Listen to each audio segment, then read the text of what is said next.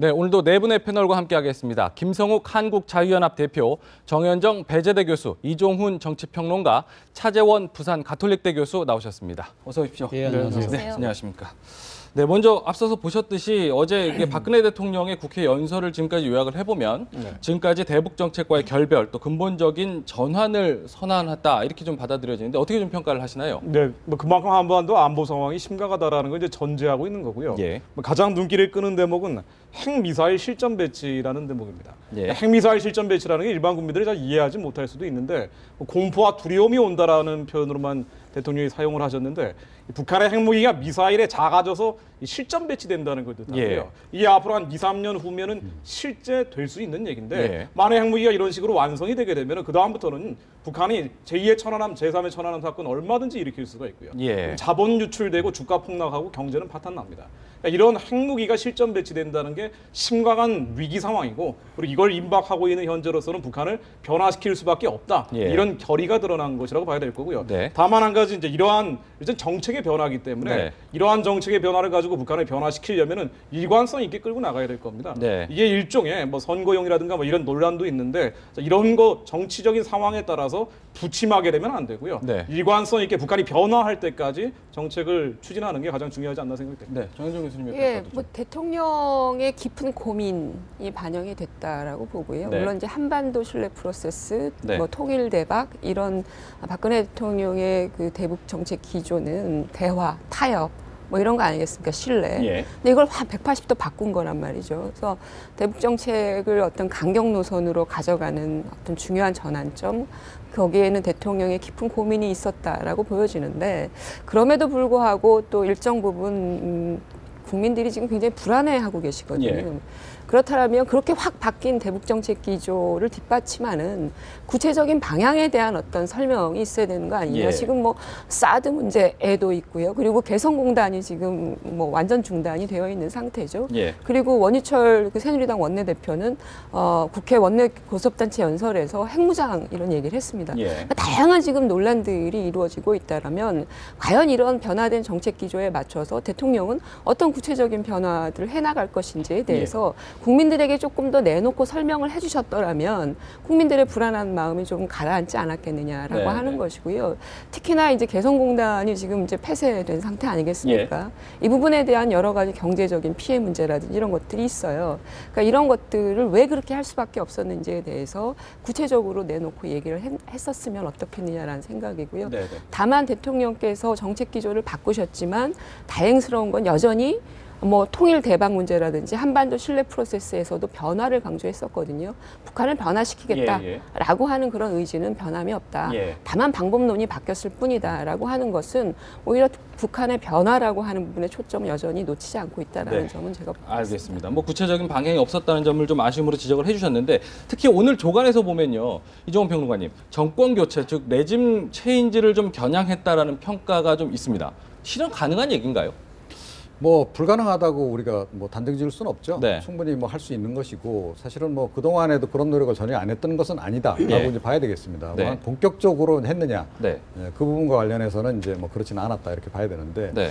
박근혜 대통령이 어저께 뭐 이른바 이제 그 체제의 변화, 그러니까 레짐 체인지에서 더 나간 얘기를 사실은 발언 표현을 썼죠. 그러니까 체제 붕괴까지 얘기를 했습니다. 예, 예. 그러니까 레짐 컬랩스까지 얘기를 했단 말이죠. 그러니까 이번엔 그냥 뭐 물러서지 않겠다라고 하는 이제 결연한 의지를 내비친 것으로 보이는데 예. 그게 쉽지는 않죠. 당연히. 그래서 조금은 좀 더 신중하게 접근해야 될 필요성들은 여전히 있는 것이고 예. 뭐 아직까지 뭐 그와 관련한 뭐 구체적인 어떤 뭐 실행 계획이라든가 이런 걸 이야기할 단계는 아니었기 때문에 예. 어제 그 정도 이야기하신 것 같다 이렇게 네. 생각을 하고 네. 주변국들하고 이건 좀 충분히 수기를 해볼 필요가 있다. 그런데 사실은 이 레짐 체인지와 관련해서는 중국도 관심이 상당히 있다라고 하는 것을 우리가 좀 놓치지 않아야 되겠다 이렇게 생각합니다. 네, 알겠습니다. 그 차 교수님, 예. 만약에 정권 교체를 좀 구상한다고 하면 우리가 이제 딱 떠오르는 게 이라크라든지 예. 사담 후세인, 예. 리비아 카다피를 좀 떠오르게 될 예. 텐데 구체적으로 어떤 방법과 어떤 그 방향이 있는지도 좀 궁금해요. 만약에 그 박근혜 대통령이 레짐 체인지, 정권 교체까지 구상을 했다고 한다면요. 예, 어제 대통령께서 뭐 북한의 그 정권 교체까지 의도한 예. 그런 말씀을 하셨는데 그 부분에 대해서는 뭐 그 상황이 그만큼 엄중하고 심각하다. 예.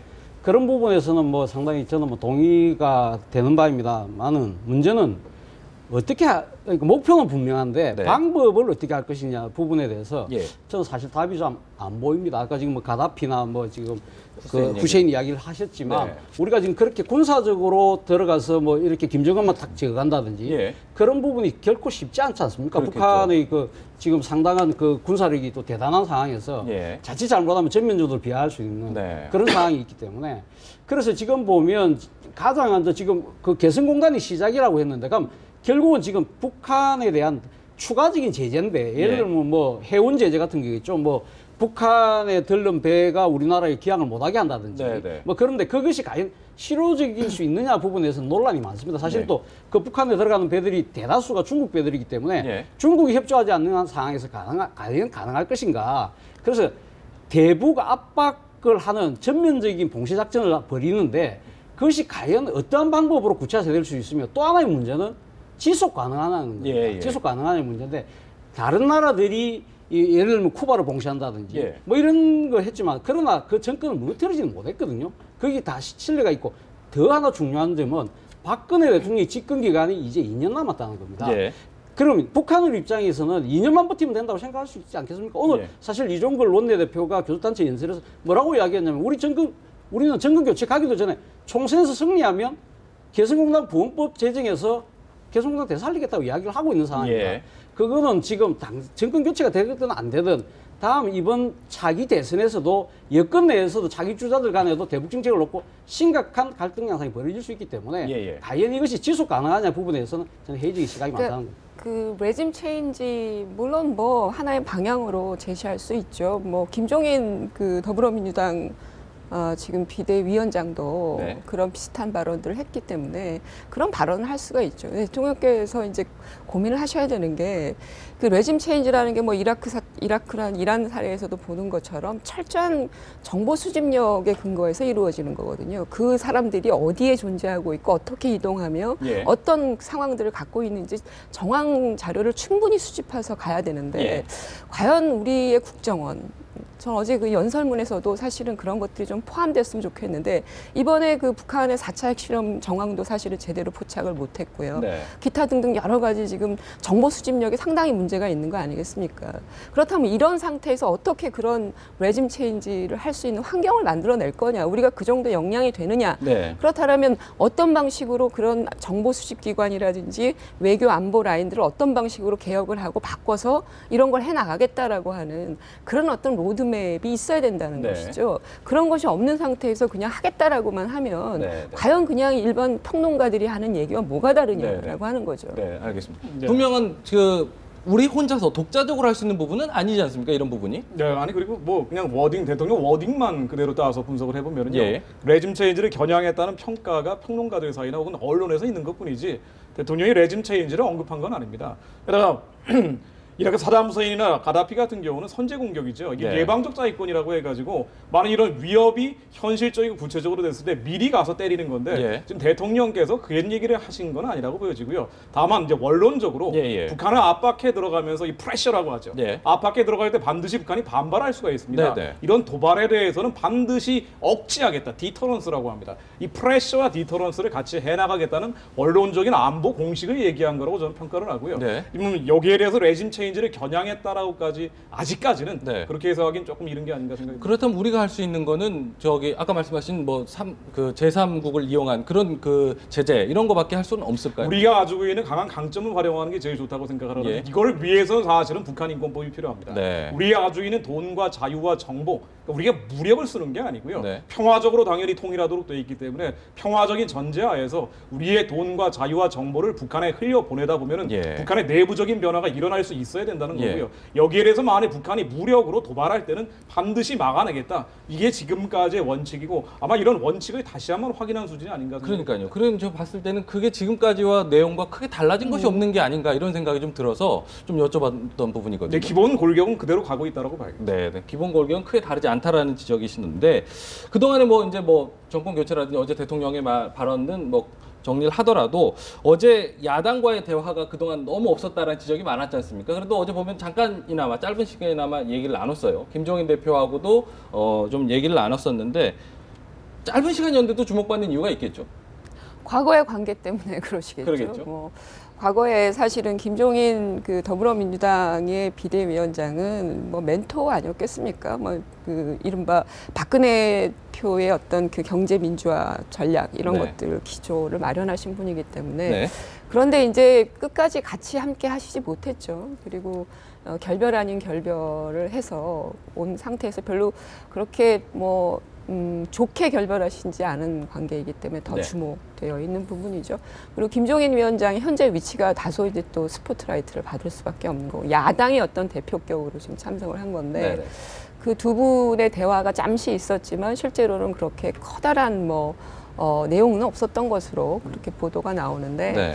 좀 더 이런 과정들이 대통령께서 그 개성공단 폐쇄하기 직전에라도 여야 대표들을 모아놓고 이런 결정을 하려고 하니 뭐 함께 하자 예. 이런 것들을 사전에 뭐 보안 문제도 있겠지만 뭐 비공식 회담이라도 해서 이렇게 하셨더라면은 뭐 굳이 뭐 이런 관계들이 특별하게 뭐 부각될 필요가 없는 건데 예. 저는 어쨌든 뭐 정황적으로는 뭐 껄끄러운 사이이지만 대체로 크게 뭐 내용적으로 나눌 대화가 없는 그런 좀 허무한 상황이 아니었느냐 이렇게 보고 있습니다. 저는 어제 그 두 분의 만남에서 대화에서 그런 좀 특이할 부분이 뭐냐면 김종인 대표죠. 김종인 대표께서 박근혜 대통령에게 네. 중국 너무 믿지 마라. 네, 중국 네. 속다르고 그따를 수 있다.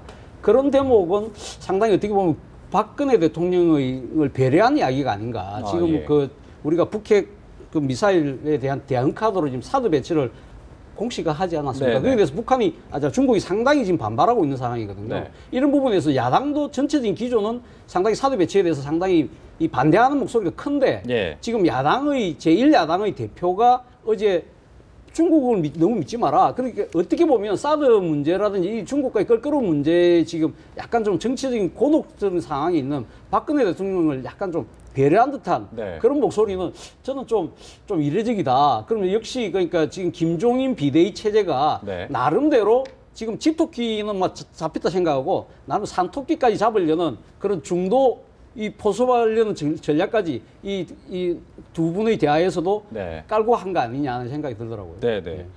이종훈 평론가님의 얘기도 좀 들어볼 수 있을까요? 글쎄요. 네. 그러니까 짧아도 너무 짧은 3분이었죠. 그렇죠. 그러니까 사실은 박근혜 대통령도 배려가 부족했고 김정인 위원장도 준비가 덜 됐었다. 저는 네. 그렇게 생각합니다. 그러니까 박근혜 대통령이 어차피 그 국회로 가기로 마음을 먹었고 네. 또 그 연설 전에 그 여야 지도부 특히 제1야당 대표를 만나겠다고 하고 마음을 먹었다면 예. 사실은 이제 그 뭐 개성공단 문제 특히 또 사드 문제 그런 거 관련해서 좀 충분히 이 설명을 하고 협조를 구하는 모양새라도 그런 것을 좀 취해질 필요는 있었다라고 생각하는데 네. 박근혜 대통령의 이제 어떤 성격이 그대로 묻어나는 그런 그 회동이었던 셈이죠. 네. 자, 반면에 이제 야당 대표도 사실은 할 일이 많으면 좀 대통령을 좀 불러 앉혀서라도 좀 한참 이제 얘기를 하고 좀 그랬어야 되는데 김종인 대표의 생각과 사실은 그 당내 문재인 대표를 비롯한 친노계의 생각이 상당히 다르지 않습니까? 네. 그러니까 그래서 단순히 그냥 전달하는 역할만 어저께 하신 것 같아요. 김종인 네. 대표가 본인 생각은 사실은 이 당내 주류들 생각하고 상당히 다르지 않습니까? 예. 오히려 뭐 북한 뭐 어저께 예를 들어서 뭐 정권 붕괴론 이런 거에 오히려 더 공감하셨을 가능성이 굉장히 높은데 그런 얘기를 또 할 수는 없으니까 이야기는 하긴 해야 되겠는데 진심은 아니고 그러니까 친노계들의 생각을 그냥 그대로 갖다가 전달만 하는 네. 그러다 보니까 대화가 자연히 짧을 수밖에 없었다. 네. 그런데 국민들이 보기에는 역시 좀 뭔가 그래도 좀 아쉬움이 많이 남고 이 국가 위기 상황에서 정말 그 여야의 지도부가 정말 문제를 풀기 위해서 노력하고 있는가? 네. 라고 하는 점에서 약간 의문을 가질 수밖에 없는 짧은 3분이었다. 네, 알겠습니다. 제가 아까 못 짚어본 부분에서 하나 김 대표님께 좀 네. 여쭤볼게요. 홍영표 장관이 그 북한 그 자금 전용 가능성에 네, 대해서 군사 얘기했다가 좀 발을 빼는 듯했는데 어제 박 대통령이 좀 재확인한 게 아닌가 이런 얘기가 네. 좀 있어요. 거기에 대해서 어떻게 좀 평가를 하세요? 국민들 입장에서 좀 혼란스러울 수도 있고요. 네. 홍영표 장관이 일단 좀 경솔하지 않았느냐 이런 논란은 피하기 어려울 것 같습니다. 예. 만약 이게 정말로 그렇게 중요한 입증 자료가 있다면 입증 자료를 가지고 얘기했어야 되고요. 그리고 대통령이 그 다음날 이걸 번복할 거 알았다면 번복하지 말았어야 되고요. 네. 이런 식의 이런 적어도 안보 문제에서 혼선은 국민들에게 불안감을 가중시킬 수밖에 없는데 다만 한 가지 제가 안보 문제에 대해서 집중해서 많은 얘기를 해봤기 때문에 예. 이런 문제 본질적인 것은 예. 개성공단 자금 우리가 북한에 주는 달러가 예. 군사비로 전용되고 있다는 이 본질에 조금 더 집중할 필요가 있다는 겁니다. 네. 좀 어제 뭐 대통령도 얘기를 했지만은 예를 들면 97년에서 2017년까지 네. 이 10년 동안 들어갔던 현금과 물자가 69억 5천만 달러입니다. 네네. 그러니까 이걸 북한 주민들 식량을 사면은 23년치 2,400만 주민이 23년치 잘 먹고 잘 살 수 있는 물자와 돈을 줬거든요. 네. 유일하게 북한에서 일어났던 변화는 핵무기 만들고 3대 세습이 완성된 겁니다. 네, 그리고 네. 또 한 가지 변화가 이전에 우리가 돈을 줬을 때에 비해서 군사비 지출이 3배로 늘어났습니다. 네. 자, 그렇다면 이 정도의 통계가 있다면 우리가 북한에 주는 돈이 우리의 선한 뜻과는 상관없이 북한은 군사적으로 전용했다라는 객관적 방증 자료가 되거든요. 네. 그래서 이러한 것들을 대통령이 다시 한번 확인한 것 같고요. 네. 이제라도 이것이 확인됐다면 뭐 개성공단의 순기능도 있겠지만은 이제는 핵무기와 미사일이 너무 고도화됐다는 거죠. 네. 이제 늦지만 어느 정도는 잘된 결정이 아닌가라고 저는 생각을 합니다. 네. 어제 그 박근혜 대통령의 그 개성공단 그 출처 자금과 관련한 언급 그 부분은 결국 이런 얘기 같아요. 그러니까 홍영표 장관도 이 부분은 잘 모릅니다. 사실 뭐 통일부 장관이 예, 예. 그런 정보 어떤 깊숙한 정보까지 알고 있는 상황은 아니거든요. 네. 오히려 국정원이나 이런 쪽이 훨씬 더 많겠죠. 네. 그런데 저는 알고 있어요. 라는 얘기를 좀 하신 거죠. 그래서 지금 야당 쪽에서 홍영표 장관에 대한 책임론이라든가 뭐 심지어 해임론까지 지금 나오고 있는 그런 네. 상황이니까 이것이 홍 장관이 책임질 거는 아닙니다라는 얘기를 어저께 좀 선을 그은 그런 이제 얘기였다. 근데 사실은 국민들 입장에서는 그렇다면 조금 더 박근혜 대통령이 그 부분과 관련해서 조금은 진전된 얘기, 예. 국민들에게 좀 더 설득력이 있는 그런 설명이 조금 더 있었더라면 좋지 않았을까. 알겠습니다. 그런 아쉬움이 좀 남아 있는 예, 예. 거죠. 그러니까 뭐 홍영표 장관 발언 나왔을 때도 많은 분들이 부정적으로 비판을 한 것은 네. 정책을 하는 사람들의 어떤 냉철한 그런 시선과 대안 이런 것들이 필요한 것이지 예. 자금이 어떻게 들어갔다라고 하는 걸 그냥 공표하는 이런 수준은 아니다라는 거였다라고 하는 거고요. 그런 차원에서 대통령까지 나서서 또 그걸 한 번 더 다져주신다? 이런 걸 봤을 때 국민들은 지금 개성공단이 왜 갑작스럽게 폐쇄됐었어야 됐는지, 그럼 거기에서 오는 우리 기업인들의 경제적 피해는 어떻게 되는 건지, 그리고 지금 무디스나 이런 쪽에서 개성공단 폐쇄된 부분을 가지고 경제평가에, 상황평가에 상당히 부정적으로 반영될 수 있다라고 하는 얘기들이 지금 나오고 있거든요. 이른바 경제 위기로까지 갈 수 있는 그런 상황이라고 하는 거죠. 네네. 그렇다면 그 부분이 왜 폐쇄됐어야 됐는지에 대한 국민적 의구심이 있단 말이에요. 네네. 그렇다면 그거를 그러면 결국은 왜 그러냐? 맨 처음에 정부에서 얘기한 건 뭡니까? 국제적으로 지금 대북 압박과 제재의 어떤 흐름들이 존재하니까 우리가 뭔가 선제적으로 하려고 하기 때문에 개성공단 폐쇄가 된 거다. 네. 이게 정부의 공식 논평이었었어요. 예. 근데 그게 아니라 자금 때문에 그랬다? 이게 왔다 갔다 하는 지금 상황이거든요. 그렇다면 국민은 도대체 무엇을 믿어야 하느냐. 대통령조차도 지금 자금이 원인이었다라고 인정하는 거 아니겠습니까? 국민들은 그게 아니죠. 북한을 억제할 수 있는 수단이었기 때문에 그렇다라고 믿었던 겁니다. 제재할 수 있는 수단. 근데 이게 지금 왔다 갔다 하고 있는데 대통령께서 굳이 그걸 한 번 더 언급하실 필요가 있었겠느냐라고 하는 거고, 네네. 이거는 유엔 안보리에서 제재하고 있는 제재 규칙에도 지금 개성공단은 제재 사항이 아니란 말이죠. 예, 예. 그런데 그것 때문에 제재를 했다라고 하면 결국 대통령이 나서서 안보리의 어떤 제재 부분을 우리가 직접 위배하고 있다라는 네. 걸 직접 밝힌 상황이라서 이것은 바람직하지가 않은 상황인 그러니까 거죠. 발을 뺀 상황, 홍 장관이 발을 뺀 상황에서 다시 확인한 것 때문에 논란이 재점화되고 있기 그렇죠. 때문에. 저는 뭐 어제 대통령 말씀 듣고 그러면 통일부 장관이 왜 외교 통일위에서 그렇게 자신의 말을 번복했지? 저는 이해가 좀 잘 안 되더라고요. 네네. 근데 우리가 역대일의 남북 관계에서 우리나라 이 정부가 하는 걸 이렇게 감아보면 네. 사실 대화 국면이라든지 남북 화해 협력이 이럴 때는 네. 상당히 이제 통일부가 주도권을 쥐고 합니다. 네네. 근데 지금 상황은 지금 상당히 대북에 대한 북한에 대한 강경한 조치를 놓을 때는 통일부가 어느 순간 사라져 버리거든요. 어제도 사실 대통령의 연설에서 대화라는 단어는 한마디도 안 나왔습니다. 예. 그러나 그렇다고 하더라도 우리가 대화를 포기해서는 저는 안 된다고 생각합니다. 이럴수록 통일부가 사실은 중심을 잡고 주도권을 잡고 나가야 된다는 거예요. 네. 사실은 어떻게 보면 지금 이 개성공단 자금 전용 문제도 지금 통일부 장관이 지난 10일 날 성명 발표하고 기자회견할 때 네. 그때 급하게 외부에서 들어와서 갑자기 이야기를 하고 거기에 대한 자신의 발언을 보완하기 위해서 이야기를 계속 갖다 붙이다가 꼬였다는 거 수습이 아닙니까? 안 된 거죠. 수습이 안 됐다는 네, 거잖아요. 네. 그런데 그렇게 되면 사실은 어떻게 보면 지금 현재 우리 지금 남북 간에 지금 벌어지고 있는 상황에서 산업 배치 문제 때도 마찬가지였습니다. 사실 군사 전문가들의 목소리만 커지고 있고 네, 네. 외교 안보 전문가들의 목소리, 특히 외교 대화 쪽에 있는 이쪽의 목소리가 지금 죽고 있다는 거죠. 네, 이 네. 부분이 사실 균형을 잃게 되면 저는 건강한 정책이 되기 어렵다고 보거든요. 그런 측면에서 균형은 잡을 필요가 있다. 그런 네. 생각입니다. 알겠습니다. 좀 아쉬움이 좀 남는 대목이었는데 어제 박근혜 대통령의 국회 연설과 관련한 대답은 여기서 마무리를 좀 하겠습니다. 이번에는 여당 상황 살펴보겠습니다. 새누리당 이한구 공천관리위원장과 김무성 대표가 공천 방식을 두고 충돌했습니다. 이한구 위원장이 이번 총선에서 광역시도마다 최소 1개, 최대 3개의 선거구를 우선 추천 지역으로 정하겠다고 밝히면서 갈등이 시작됐는데요. 이 위원장의 발언을 먼저 들어보겠습니다. 적으로 모든 광역시도에서 최소 하나 내지는 3개까지 우선 추천 지역을 정치적인 소수자를 배려하기 위한 제도로서 활용하겠다 하는 그런 말씀입니다. 하나는 정치적 소수자를 위한 우선 추천 지역이고 또 하나는 경쟁력이 현저하게 떨어지는 경우에 우선 추천 지역입니다. 이처럼 이 위원장이 발표한 우선 추천제는 현역 의원의 물갈이를 사실상 전제한다는 측면에서 김무성 대표가 내세우는 상향식 공천과는 배치되는 것으로 보입니다. 그간 이 위원장의 잇단 물갈이 발언에도 비판을 자제해온 김 대표는 공개적으로 제동을 걸고 나섰는데요. 발언을 직접 들어보시죠. 우리가 오랜 기간 동안 수차례 걸친 토론을 거쳐서 만든 공천 룰에 벗어나는 일입니다. 이한구 위원장님 말씀으로는 당원 단계에서 크게 벗어나지 않았다. 벗어나는 게 분명합니다. 김 대표는 또 사무총장과 부총장, 다른 공관위원회 이야기를 들어보니 합의를 본 적이 없다고 한다고 말했습니다. 황진하 공관위 부위원장 역시 공관위가 논의는 했지만 결론을 내리지 않은 내용이라면서 발표는 무효라고 주장했는데요. 이처럼 친박계인 이 위원장이 독단적으로 결정한 것이라는 반발까지 터져나오면서 공천 룰을 둘러싼 새누리당 내 계파 갈등은 전면전으로 치닫고 있습니다.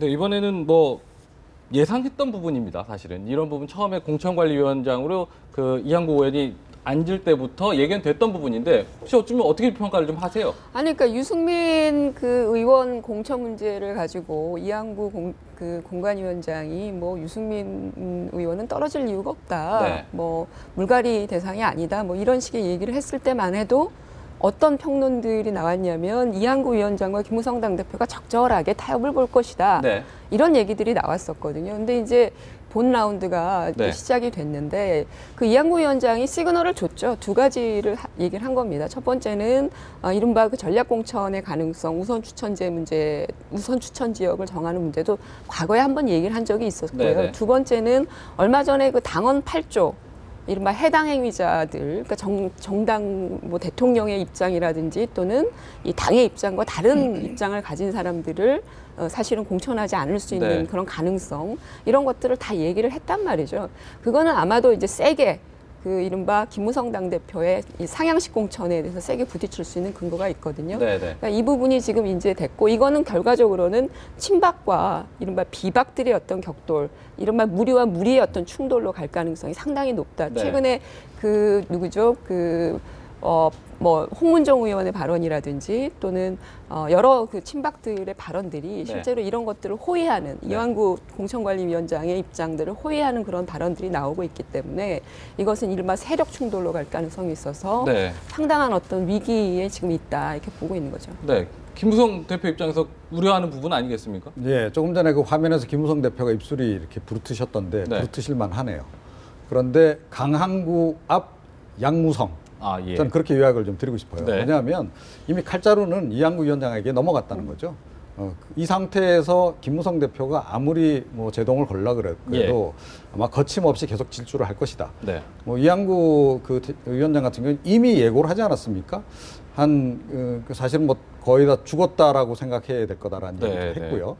50명 정도 살아남을까 이런 얘기까지 했단 말입니다. 그러니까 결국 3분의 2 정도는 물갈이를 하겠다라는 얘기를 지금 이제 이미 공표를 했는데 실제로 일이 진행되는 과정들을 보게 되면 그렇게 지금 진행이 되고 있다는 거죠. 네. 17곳에서 1명 내지 3명 정도 뭐 우선 추천, 뭐 단수 추천 얘기가 나온단 말이에요. 자, 17 곱하기 3 하면 몇 명인가요? 51명. 그죠?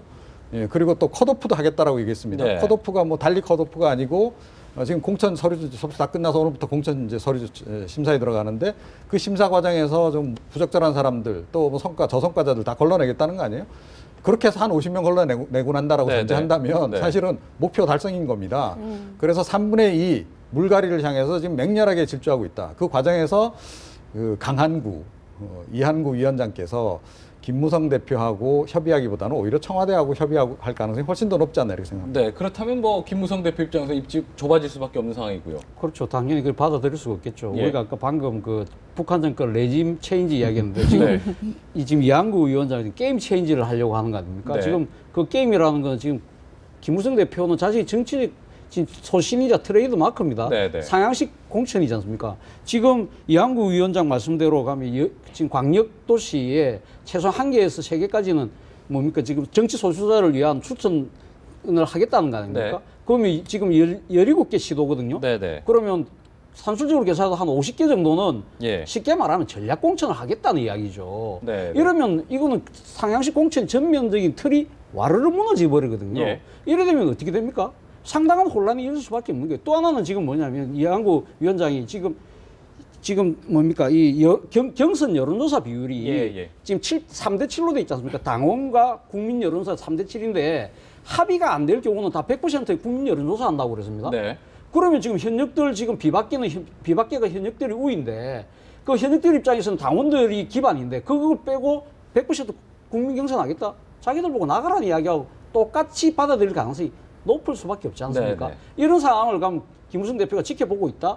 이건 그냥 당신 나가라는 이야기 그냥 그걸 받아들이고 나가야 되는 거하고 똑같은 거예요. 예. 그렇기 때문에 여기서 절대로 지금 비박계들이 김무성 대표를 비롯한 비박계들이 이걸 참을 수가 없는 거죠. 네네. 그런데 지금 이한구 위원장 말씀으로는 지금 공관위원들 3분의 2만 결의를 하면 만약에 자신이 지금 올린 걸 최고위원회 올리더라도 부결이 되더라도 공간이 3분의 2만 하면 바로 통과된다는 거지 않습니까? 네네. 근데 지금 김무성 대표는 그건 아니라고 그러거든요. 네네. 그런 부분에 있어서 전면적 충돌은 거의 초읽기에 들어갔다고 봐야죠.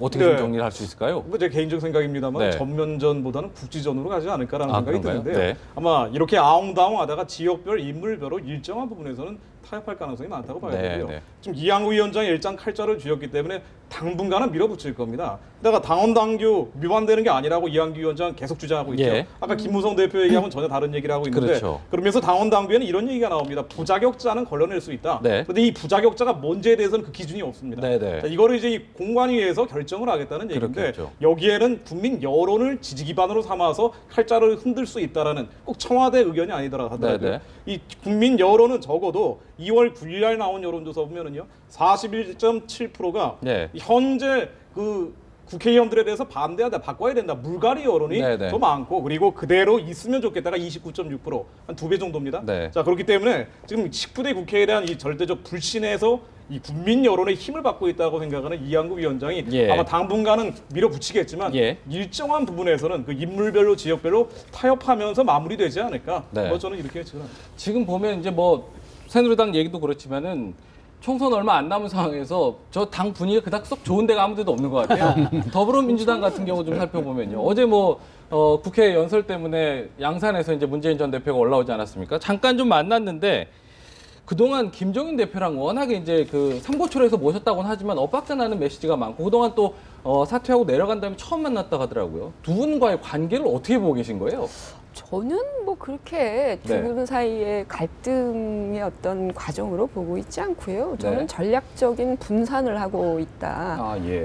그 활동과 또는 정체성의 분산을 하면서 나름대로의 어떤 지지 기반을 넓혀가려고 하는 그런 전략적인 판단들이 두 다 분에게 다 계산해서 움직이는 있다. 거군요. 저는 그렇게 보고요. 네네. 특히 이제 김종인 위원장은 중도의 정체성과 또 어떤 그 당내에서 이른바 그 친문의 어떤 조직화 이런 네. 것들을 할 수 있는 가능성 그런 어떤 그 역할들을 하고 있고 네.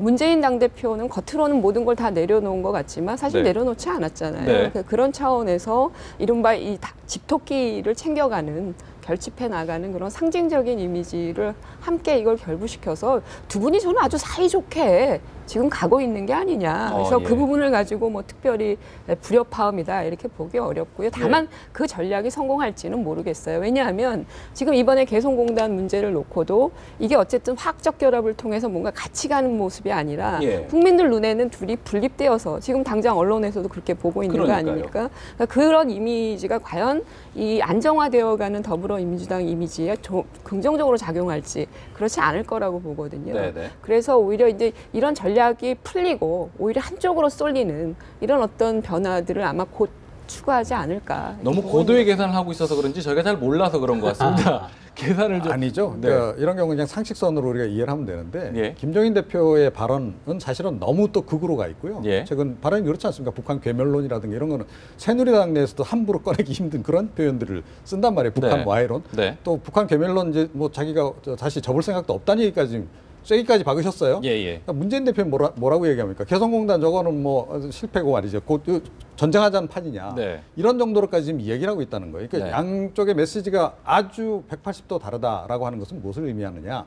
결국은 물과 기름이다라고 지금 이제 봐야 되는 거고요. 네. 화학적인 결합 이거하고 굉장히 거리가 멀다. 그런데 실제 상황은 김종인 대표가 그렇다고 해서 그럼 당내 그만큼 영향력이 있느냐 없다는 거죠.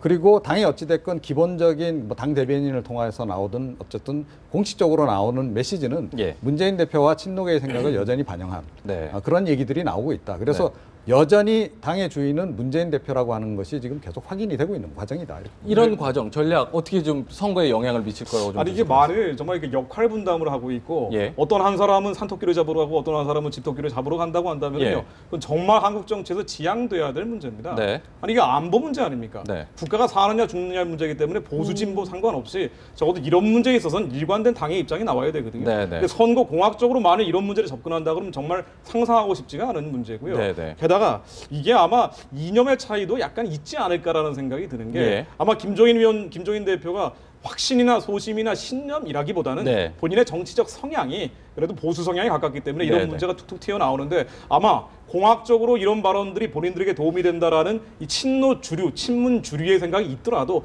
뭔가 좀 선을 넘는 거 아닌가 예. 이런 우려가 아마 예. 친노, 친문 측에서도 지금쯤 계속 나오고 있지 않을까라는 생각이 듭니다. 자, 결과적으로는 예. 이게 지지층에게 도움이 되겠느냐? 예. 저 별로 도움이 안 될 거라고 보고요. 도움이 안될 그리고 거란 결론. 국민들이 보기에도 예. 과연 그렇다면은 당 지도부는 분명히 김종인 대표인데 네. 왜 당 지도부와 다른 얘기들이 계속 나오고 있는지 과연 지금도 문재인 전 대표가 당 지도부인지 예, 예. 이런 혼선이 빚어질 수밖에 없고요. 네. 이건 아마도 뭐 박근혜 대통령이 개성공단 폐쇄라는 본인들이 전혀 예측하지 못한 카드를 꺼내들었기 때문에 네. 아마 불시에 당한 것이라고도 볼 수가 있고 네, 네. 그래서 선거 공학적으로는 별로 도움이 되지 않을 거라는 게 제 생각입니다. 국민들 여론도 좀 그렇게 보이는 것 같은 생각도 들고요. 지금 뭐 여론은 개성공단 폐쇄라든지 사드 배치에 대해서 상당히 지금 박근혜 대통령의 이 조치를 지지하는 입장이지 않습니까? 여론조사만 보면 그런 그렇죠. 측면에서 본다면 문재인 대표 입장에서도 이 김종인 위원장이 지금 하시는 말씀을 그렇게 토를 달고 제지를 하고 싶은 마음 별로 안 생기겠죠. 물론 네. 뭐 의도하지는 안 하고 계시겠지만 네. 어제 문재인 대표가 김종인 대표 만나고 나서 기자들이 하는 이야기가 그렇지 않습니까?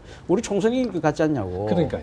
그러니까 그것도 이게 모르겠어요. 그것이 무슨 말이냐면 네. 자기 지금 이 그 더불어민주당의 지배주주가 누굽니까? 문재인 대표 아닙니까? 문재인 대표 입장에서는 지금 CEO로 물러났어요. 물러났는데 주가가 상당히 상종가를 치고 있는 거예요. 그렇죠. 그러니까 지금 사실은 회피한 거죠. 회피한 상황인데 그런데 지금 보면 김종인 위원장을 사실 모시고 올 때부터 여러 가지 우려들은 많았겠죠. 그런 보수적인 색채가 분명히 있지 않습니까? 네. 그런 것까지 감안을 하고 모셔왔지 않겠습니까? 그런 상황에서 지금 개성공단이나 사드 문제에 대해서 국민 여론이 사실은 좀 북한에서 상당히 강경한 목소리가 있으니 네. 본인은 본인의 정체성대로 당의 정체성대로 발언을 하더라도 네. 당 대표인 지금 전문 CEO인 김종인 대표는 네. 이거 뭡니까 국민 여론을 또 이렇게 같이 하는 부분에 대해서 네. 의도하지는 않았겠지만 네. 나쁘진 않은 행동이라고 판단하시는 것 같아요. 그런- 그리고 또 예. 뭐라고 이야기를 했냐면 예. 본인이 하신 이야기가 그거예요. 굳이 생각이 다 같을 필요는 없다. 그 이야기가 뭘 이야기를 하냐면 결국 우리 당은 상호 보완적인 투태력으로 가겠다는 네, 그런 네. 복심을 드러낸 것이 아닌가 생각이 듭니다. 기업 뭐- 논리로 설명하니까 좀 예. 이해가 되는데 그러니까 네네. 뭐 생각이 다 같을 수는 없죠. 사람이 네. 어떻게 생각이 같겠습니까? 그런데 달라도 이렇게 다루기 힘드니까 문제 아니겠습니까 지금? 그리고 뭐 글쎄요, 문재인 대표가 선거일 것 같지 않냐는 얘기를 하셨는데, 그러면 실제로 김종인 영입 효과가 나타나고 있느냐?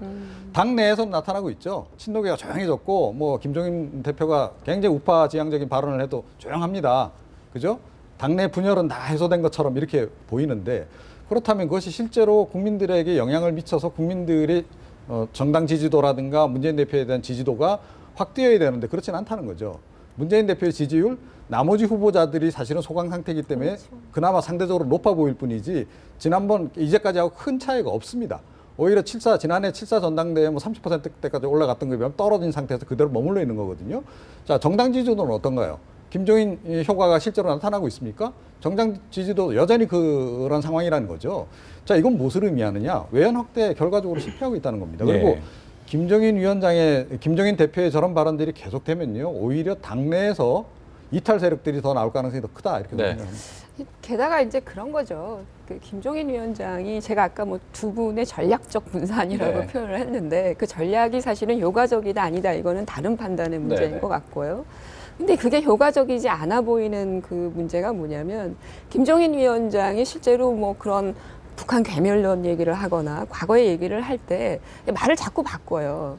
그게 무엇을 의미하느냐? 당내에서 내부에 지금 이종훈 평론가께서는 반발이 없다고 하지만 보이지 않는 암묵적 시위가 있는 거죠. 네, 네. 자신들의 정체성에, 그러니까 주류의 정체성에 맞지 않은 발언들을 할 때는 센 압박들이 옵니다. 비록 공천을 앞에 두고 있다고 하더라도 예. 다양한 방식으로 뭐 더불어민주당 의원들 연판장도 잘 돌리고요. 예. 그러니까 뭐 여러 가지로 그런 표현들을 많이 하거든요. 그러니까 이런 것들이 센 압박으로 지금 작동을 하고 있는 상황이고, 그런 와중에 문재인 당대표가 다시 올라왔단 말이죠. 전 대표가 올라와서 저런 발언들을 하는 걸 보면 지금 말씀하신 것처럼 그런 전략적 분산을 하고자 모였지만 네네. 실제로는 이게 항상 한쪽으로 지금 무게중심을 끌어가려고 하는 그런 당내의 어떤 조짐이 보이고, 김종인 위원장이 실제로 그거를 잘 버텨내고 있느냐? 네. 아직까지는 그렇지만 이게 앞으로 어떻게 갈지 이거는 굉장히 미지수다. 알겠습니다.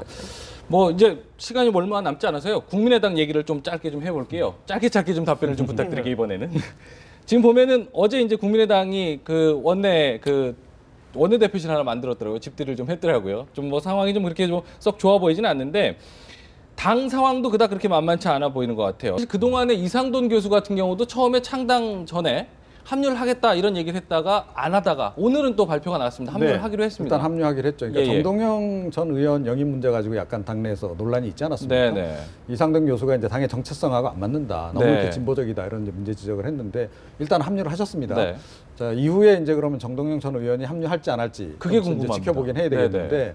뭐 어느 정도 사전 조율이 끝났거나 네. 아니면 정동영 전 의장은 영입을 안 하는 쪽으로 가닥이 잡혔거나 그 둘 예. 가운데 하나일 거라고 생각이 되는데, 그건 조만간 이제 확인이 될 것 같고요. 김한길 의원에 대해서 말씀을 드리자면 예. 어찌됐건 사실은 탈당을 주도한 인물 아니겠습니까? 예. 안철수 의원조차도 사실은 탈당을 혼자 독자적으로 결정했다기보다는 김한길 전 대표하고 상의하에 저는 결단을 내렸을 가능성이 네. 굉장히 높다라고 봅니다. 그렇게 보면 어떻게 보면 공동 프로젝트 기획자신데 지금 저런 모습을 보이는 것이 과연 어떻게 비칠까?